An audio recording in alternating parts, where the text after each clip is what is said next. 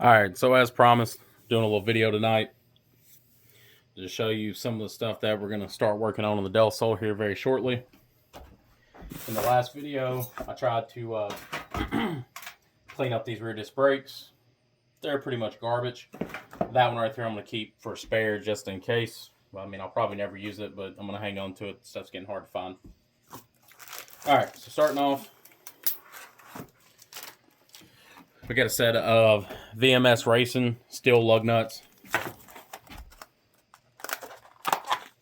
They are the just open-end normal steel lug nuts.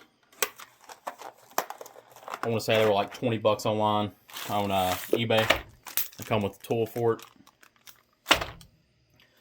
Next up, some wheels that I haven't really shown yet. I grabbed some hub centric rings for it, and I have spacers on the way. These right here are inner diameter 56.1 for a Honda hub, and then the outer diameter should be, I think it's 72.65, which should fit inside of a 73 millimeter bore, I do believe. So we got those. Went over the lug nuts. Now, when you're balling on a budget, I looked at tons of different ball joints. And I mean, when I say tons of them, I looked at the hard race. And I used to really like hard race stuff back in the day. And when I say back in the day, I'm like talking 2013 to 2016, 17, 18, around in there. But I don't really care for them as much anymore. So I've never used these ball joints in a Honda, but I've ran them in Jeeps. The one that we actually built here most recent was my brother's JK, and we ran these ball joints right here in a set of Dana 44s. Never had a problem out of them, so we're going to give them a shot in a Honda.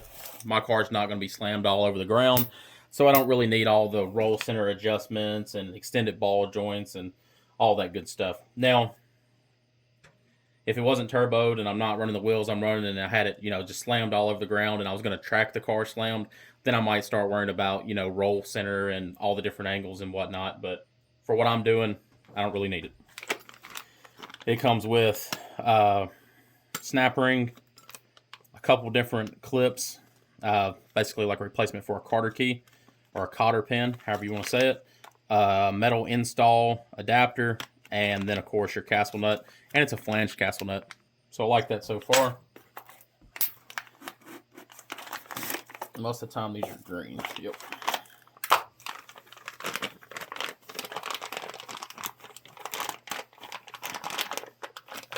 All right. And this is the TTX version, which is the Terrain Tough Extreme. And these are by a company called, started with an M. There we go. I don't know if you can see that. Mauve Tech, I believe, or something like that. But really nice ball joints. They're really heavy. And apparently you can take the boot off and re-grease these. I'm not sure. Like I said, I haven't had any of these apart, but we'll find out when you put them in. I usually take the boots off so I don't mess them up. But we'll mess with that when we get there. So coming up here shortly, we will have a install video on ball joints.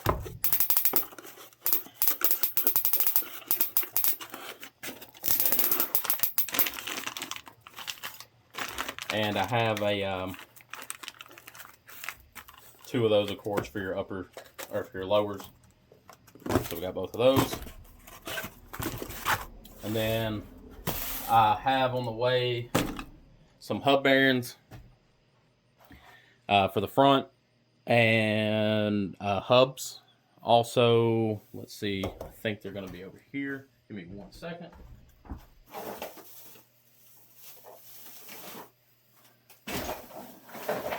Here we go. Got some more goodies. The wife takes care of me all the time. She was on Amazon last. She picked me up some of these wire fee heat shrink tubing. If you haven't used them, you're sleeping. Like, you're missing out big time. The stuff you get that's not this is absolute junk, and I will say it again, it is junk. This is the best stuff you're going to find. I used to build police and emergency vehicles, and this heat shrink right here is better than the stuff we used to use. This has a really nice thick wall. It shrinks down really, really well. It's a 3-to-1 shrink ratio is what they say, but it shrinks down really, really well. And it has glue on the inside of it. So after it, you get it all, heated up and it starts shrinking down, the glue will actually come out. It's adhesive lined is what they call it, but it'll seal everything up so you don't get any moisture in there. Really good stuff. It's like $10. So next time we're gonna do some wiring, take my word on it. Grab you a pack. You'll love it. All right, normal little Felpro VTEC solenoid gasket for the K24, K20. Picked up a Speed Factory 4-bar map sensor to go on that beautiful hybridracing 75mm throttle body.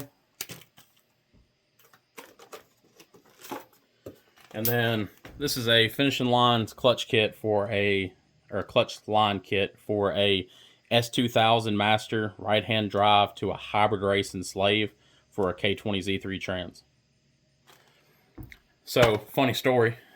The first one got left on top of the Jeep and went down the road and it flew off, and then it got hit by the people cutting grass with the mowers. So the first one got destroyed, paid a lot of money for it. I hit up Josh at Finishing Lines, and he actually gave me a discount on this one, pretty much half the price. He hooked me up on it. So definitely appreciate Josh over there and all the guys. They do a great job. I mean, custom line, just tell them what you need and they can make it. If they don't have it, they'll find it and make it, trust me. Now, I always do ARP extended wheel studs. Something very important on these right here. These are for a late model GM product. They are still an M12 by 1.5, but the difference is, I don't know, I'm probably not say it right, but the knurl on these right here are 0.509. Your factory Honda ARP stud, I believe, is a 4.98. And where you kind of run into problems, I've ran these on all my race cars for 6 or 7 years now.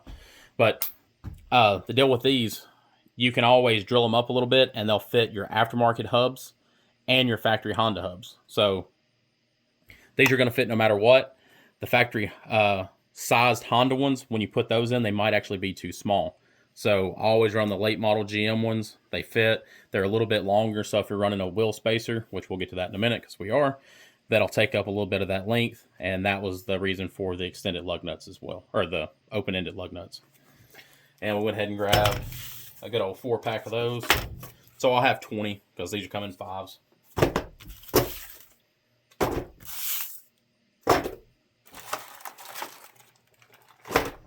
Try to keep all this junk together.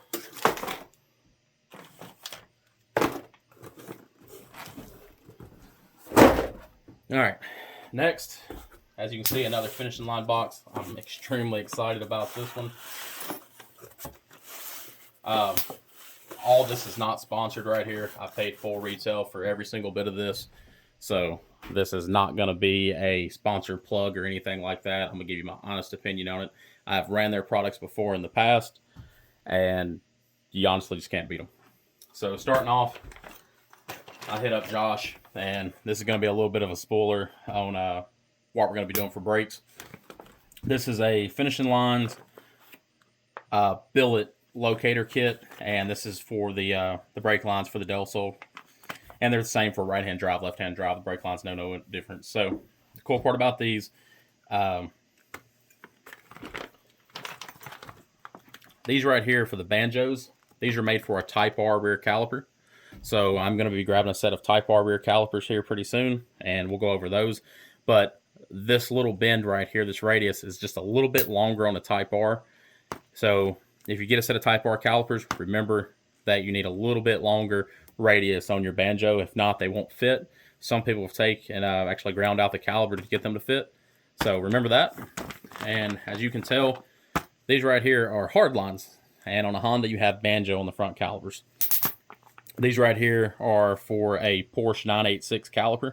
So we are going to be running a Porsche 986 front caliper with a Mini Cooper rotor, and that will give us that's a JCW Mini Cooper rotor. So we'll have a 10.6, oh my bad, it's 11.6 inch rotor. It's 294 millimeters. So that'll be a nice little setup. And with the Porsche, of course, you're running the Porsche brakes, but that's the brake line kit for that all the way around. So there's no guessing. It's right 100%. And then I was really worried about my brake lines being so close to the turbo manifold on the firewall. And when brake fluid gets hot, you get brake fade and you run into a bunch of issues. So I talked to Josh for a little while on the phone, and we just decided to go ahead and go with the full finishing line kit. This is a full brake tut kit. I don't know if you can see it on the picture. I'll bring it all the way over here. It is a full brake line tut kit for EGDC, but this one's specifically designed for the dull sole. It has the finishing lines adjustable proportionate valve, and they're all labeled wheel well, bulkhead to front brake hoses. That one's labeled firewall to bulkhead proportionate valve. Every one of them is labeled, so you can take all your lines completely off your EG, DC, EK, whatever you get your kit for. And I mean, it's just top quality stuff. These are the rears. They'll run through where your e-brake cables go through and drop down the back. And I thought these came with, I believe they do, I'll have to look. But they used to come with the little grommets for them. I don't see them in here. They might be. I'll have to check. But they used to come with all the little grommets and everything to hold them up on the back of the car. So that's what that is. There, I mean, shouldn't have a problem. Shouldn't have any brake fade issues or anything like that. You know, every one of your lines are new. So that's also going to clear up a lot of space on the firewall for the dull sole, which I'm really excited about.